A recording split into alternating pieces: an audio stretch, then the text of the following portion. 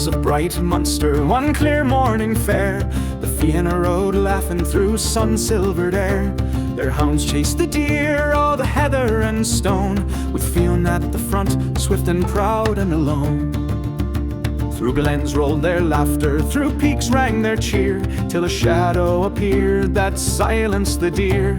A figure stood crooked, enormous and bare, with ash on his cloak and a wild sour mare.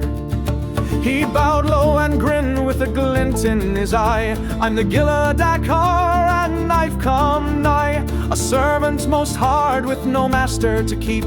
May I ride with your warriors to hunt, eat and sleep? Fionn, ever gracious, gave nod with a smile, then lose your poor mare to graze free for a while. But the moment her fetlocks touched pasture and green, she kicked at the horses like none they had seen. She bit and she bucked with a devilish glee, snapped reins, broke bones and tore ears with her teeth. Then Conan stepped forth with a curse and a shout, tie that beast up or I'll knock her teeth out. The Gilla just shrugged, I do no horse work. If you think you can ride her, then show your own worth. Conan climbed on full of fury and pride, and 12 more Fianna took seats at his side. The mare did not stir till the last man was on, then bolted like fire with a shriek and was gone. She dashed through the surf with a scream and a bound, and vanished from sight where the tide pulls you down. The Gilla turned calmly, no fear, no alarm, and walked from the field like he'd caused no harm. Fionn, Conan bellowed from far o'er the foam, if you don't come find us, I'll haunt your own home. Then Fionn clenched his jaw and turned to the shore. We'll not leave our brothers to drown or to war.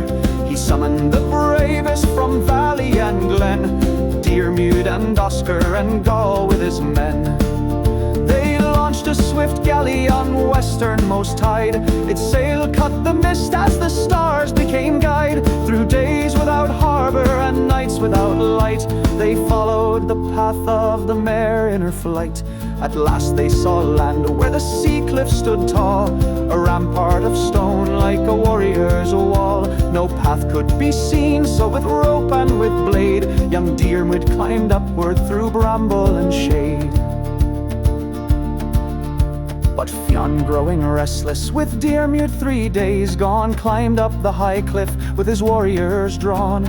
They found no path, nor road, nor track, just trees and a cave where the hillside cracked. A rider appeared in a mantle of mist, with eyes like the moon and hands like a fist. He said not a word, but turned with a nod, and led them through stone like a path newly trod. They passed into light, both golden and green, and entered a realm like none they had seen. There stood brave Diarmuid, strong and restored, and Conan with 13, unharmed and adored. Fionn asked with a frown what had passed in his stead, and Diarmuid spoke low of the duel he had bled, of a warrior thrice met at a well each morn, and how his foe'd flee just as night was born.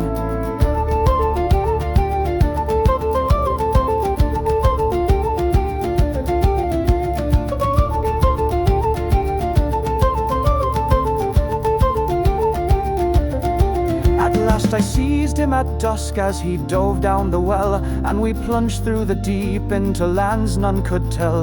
Then Conan stepped forth with his usual flair.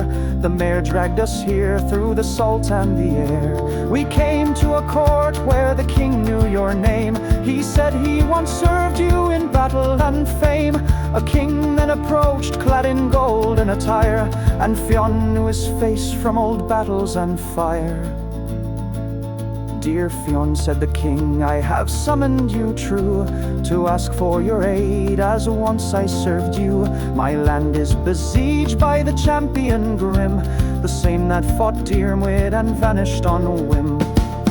Will you rise for old owner and stand by my side? And Fionn gave a nod, we'll meet him with pride. At dawn's golden edge, the war horns were blown. The champion returned with a war band well known. Fionn raised his spear, and the Fianna stood tall. With Sorcha beside them, they answered the call. The ground shook with fury, the sky dimmed with smoke, as sword rang on shield and the battle awoke.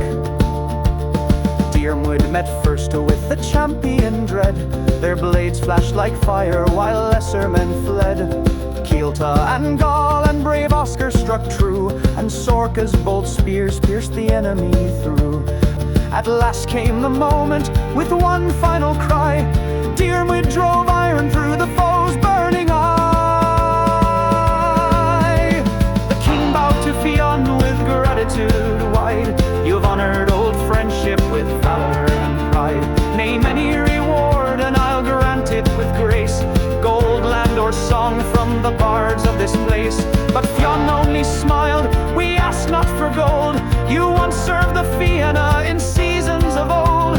Now I've served you and the debt is repaid. Let our bond be the gift that will never fade.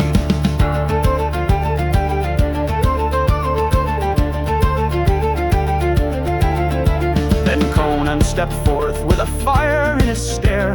You let me get dragged by that monster mare, so I'll have your queen tied tight to its tail, and 14 fine ladies to balance the scale.